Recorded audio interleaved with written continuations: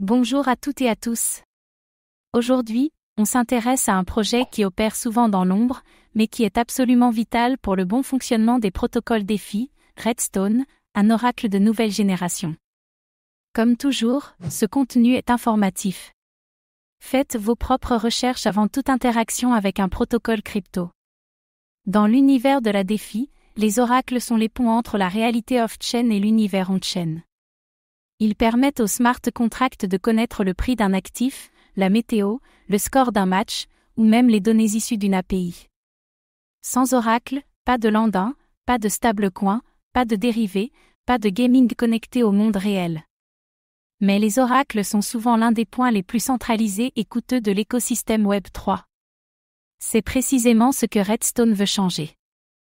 Dans ce script, nous allons voir ensemble, qu'est-ce qu'un oracle et pourquoi c'est indispensable. Les limites des oracles actuels comme Chainlink. Comment Redstone propose une architecture totalement différente, plus rapide, moins coûteuse et plus modulaire. Ses cas d'usage, ses intégrations et son adoption actuelle. Et enfin, ses défis à relever pour s'imposer durablement. À quoi sert un oracle ? Un oracle permet à un smart contract de recevoir des données en provenance du monde extérieur. Ces données peuvent être financières, prix ETH USD, événementiel, résultat d'une élection, ou logiciel, état d'un autre protocole. Sans oracle, les contrats sont aveugles à tout ce qui se passe en dehors de leur chaîne.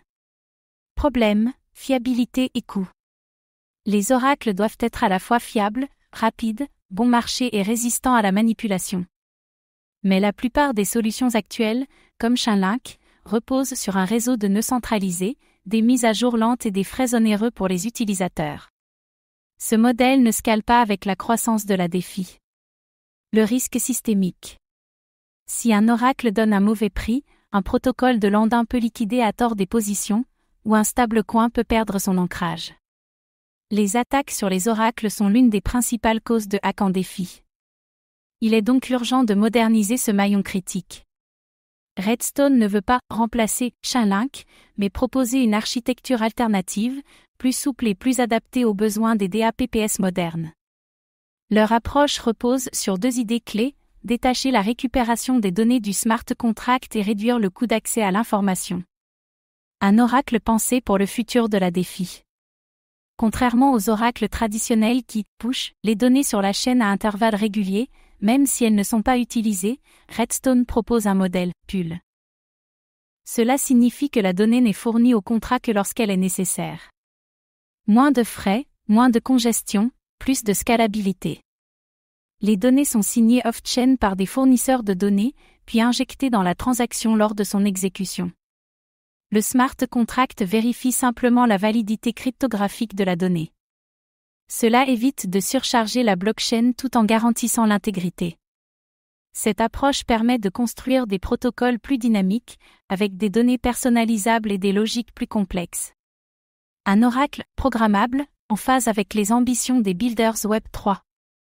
Les trois modes de fonctionnement de Redstone. Core mode. Les données sont injectées au moment de l'exécution, sans stockage on-chain préalable. Parfait pour les L2, Rollup et chaînes à faible latence. Un modèle ultra léger, rapide et économique. Stream mode. Les données sont streamées en continu sur la chaîne cible pour les protocoles qui veulent une mise à jour régulière.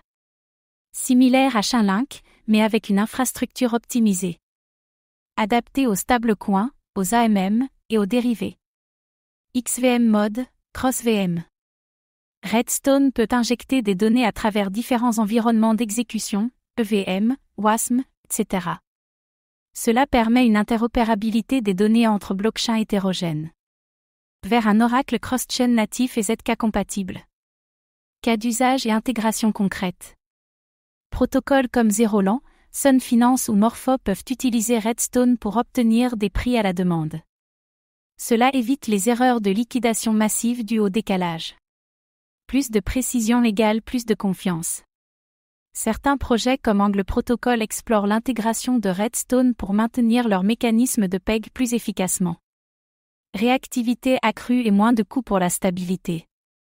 Les protocoles d'options ou de trading de volatilité nécessitent des données haute fréquence et fiables. Redstone permet des exécutions plus précises, même sur des L2 comme Arbitrum ou ZK5. Moins de glissement, meilleur UX. Dans le gaming, les oracles peuvent synchroniser des scores, événements, objets en jeu. Dans le social fi, ils peuvent évaluer des métriques d'engagement. Redstone ouvre la porte à de nouveaux types d'applications Web3 connectées au réel. Fournisseurs de données multiples. Redstone travaille avec des sources comme Binance, Kraken, CoinGecko, CoinMarketCap, etc.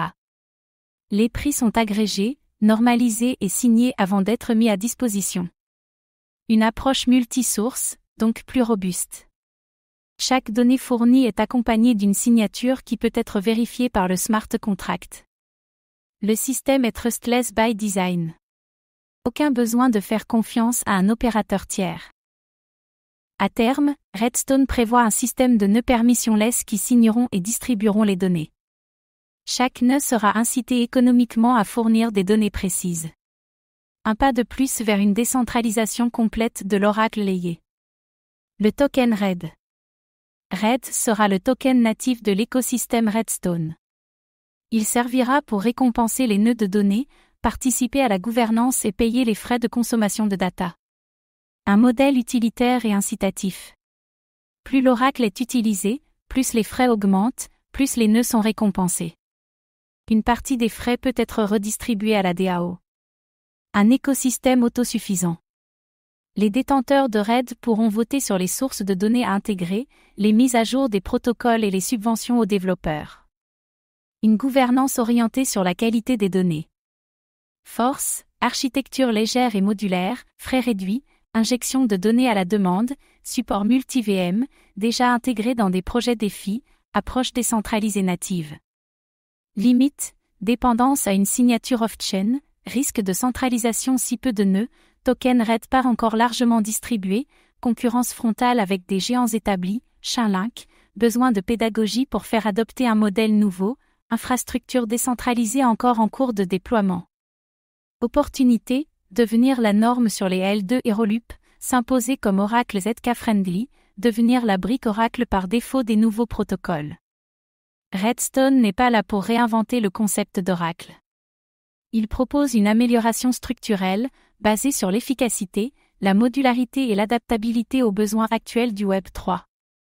Grâce à son architecture innovante, ses modes de fonctionnement multiples et sa compatibilité multi-chaîne, il pourrait bien devenir le moteur invisible de la DeFi 2.0.